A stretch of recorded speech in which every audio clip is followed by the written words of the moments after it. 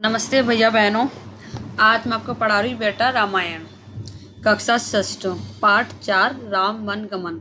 बेटा मैंने आपको अप्रैल मई में आपके 3 चैप्टर से करा दिए थे।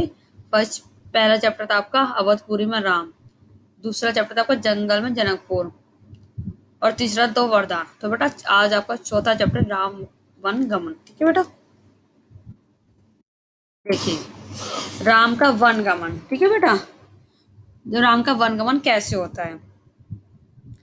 कोप भवन के घटनाक्रम की जानकारी बाहर किसी को नहीं थी कि कोप भवन के अंदर क्या घटना हो रही है, जानकारी किसी को नहीं थी। यद्यपि सभी सारी रात जागे थे, यद्यपि सारी रात जागे थे, केकई अपनी जीत पर अड़ी हुई थी। मतलब कि जो राजा दशरथ थे वो केकई से मिलने गए थे कोप भवन में, और केकई ऐसे लेटी हुई थी, पता नहीं उसे क्या हो गया है।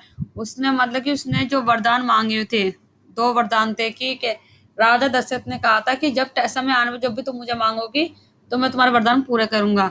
तो वो समय आ गया तो केकई वरदान मांग रहे थे राजा दशरथ थे कि जो तुम राम को गद्दी बिठा रहे हो उसको 2 वरदान केकई ने ये मांगे थे कि राम की जगह भरत को गद्दी में बिठाया जाए। दूसरा वरदान ये थे कि राम को 14 साल वर्ष के लिए वनवास में भेजा जाए। ये 2 वरदान मांगे थे कैकेयी ने। ठीक है बेटा, 2 वरदान चैप्टर में यही था। और इसी के बीच में दशरथ से बहस हो रही है।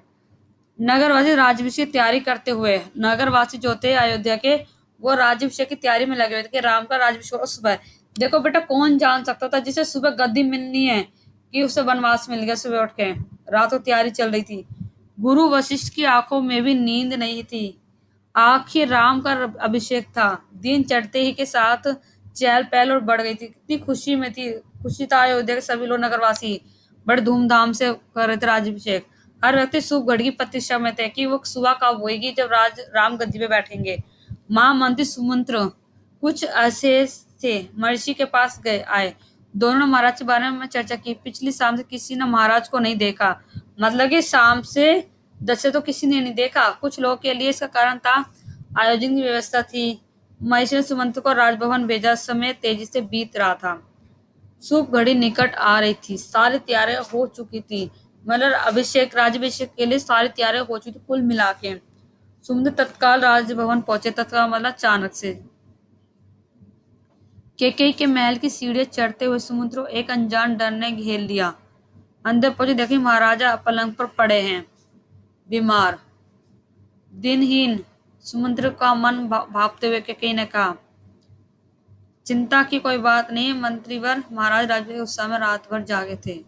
मतलब केके कह रही चिंता मत करो। उसे लगा कि महाराज ऐसे क्यों पड़े पन बीमार, वो रात भर जागे चिंता में। उनको अब ये चिंता पूरा जागे तो इनके अब आराम कर रहे हैं। राजा के उत्साह में रात भर जागे। वे बाहर निकलने पूर्व राम से बात करना चाहते थे। कैसी बात, समुद्र ने पूछा। मैं नहीं जानती, अपने मन की बात वे राम को ही बताएंगे। आप उन्हें बुला लाइए। दशरथ बहुत क्षीण स्वर में राम को बुलाने की आज्ञा थी। थोड़े समय में धीरे से।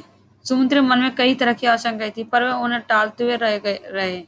राम के निवास के बाहर भारी भीड़ थी। लक्ष्मण भी वहीं थे। भवन को सजाया गया, उसकी चमक दमक देखने योग्य थी। समुद्र को देखकर कोलाहल बढ़ गया। लोगों के लिए ये एक संकेत था राज्याभिषेक के लिए राम को आमंत्रित करने का। समुद्र ने कहा, राजकुमार महाराज ने आपको बुलाया, आप मेरे साथ ही चलें। कुछ ही पल में राम वहां पहुंच गए जहां दशरथ ने बुलाया था। लक्ष्मण लक्ष्मण साथ थे। दोनों भाई विस्मित थे। वे राजश्री वस्त्रों में थे, सजे धजे। लोग जय जयकार करने लगे। पुष्प वर्षा होने लगी। फूल मतलब फूलों की वर्षा होने लगी। राजकुमार समझ नहीं पा रहे थे कि महाराज ने उन्हें अचानक क्यों बुलाया। लोग समझ रहे थे कि राम राज्य के लिए जा रहे हैं। महल में पहुंचे राम ने पिता को प्रणाम किया, फिर माता कैकेयी को। राम को देखते राजा दशरथ बेसुध हो गए। उनके मुंह से एक हल्की सी आवाज निकली, राम। उन्हें होश आया, तब भी कुछ वे बोल नहीं सके। बेचारे वो बड़े मायूस थे, कैसे बोल सकते थे वो इतनी बड़ी। थोड़ी देर बाद चुप्पी रहे, असहज सन्नाटा। कोई नहीं बोला तो राम ने पिता से पूछा, क्या मुझसे कोई अपराध हुआ है? कोई बोलता क्यों नहीं? आप ही बताइए माते। महाराज दशरथ ने मुझे एक बार 2 वरदान दिए थे। मैंने कल रात ही वे दोनों मांगे जिसमें वे पीछे हट रहे हैं। ये सात सम्मान नहीं, रघुकुल की नीति के विरुद्ध है। केकई ने बोलना जारी रखा, मैं चाहती हूँ कि राज्य भरत को हो और तुम 14 वर्ष के वन में रहो। महाराज ये बात तुमसे नहीं कह पा रहे थे। राम संयंत्र रहे। उन्होंने दृढ़ता से कहा, पिता का वचन अवश्य पूरा होगा। भरत को राजगद्दी ही दी जाए। मैं आज ही वन चला जाऊंगा। राम की शांत सदी हुई वाणी सुनकर के चेहरे पर प्रसन्नता छा गई, खुशी छा गई। उसकी मनोकामना पूर्ण हुई। राजा दशरथ चुपचाप सब कुछ देख रहे थे। स्पंदहीन केकई की ओर देखते हुए उनके मुंह से बस एक शब्द निकला, धिक्कार। तुझ पे धिक्कार है। केके के महल से निकलकर राम सीधे अपनी माँ के पास आए। उन्होंने माता को चले करके भवन का विवरण दिया और अपना निर्णय सुनाया। राम वन जाएंगे। कौशल्य सुनकर सूत हो बैठी। लक्ष्मण तक शांत थे, वह क्रोध से भरे थे। राम ने समझाया और उनसे वह जाने की तैयारी के लिए कहा। कौशल्य मन कि राम को रोक ले, वन वन न जाने दे, राजगद्दी छोड़ दे। पर वे अयोध्या में रहे। उन्होंने कहा, पुत्र ये आज्ञा राजकीय अनुचित है, उसे मानने की आवश्यकता नहीं है। राम ने नम्रता से उत्तर दिया, यह राजकीय नहीं, पिता की आज्ञा है। उसकी आज्ञा को उल्लंघन उनके आगे करना मेरी शक्ति से परे है। आप मुझे आशीर्वाद दें।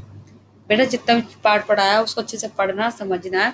कठिन शब्द आपको लिखने हैं और कॉपी में लिखने हैं और याद करने हैं। ठीक है बेटा, धन्यवाद।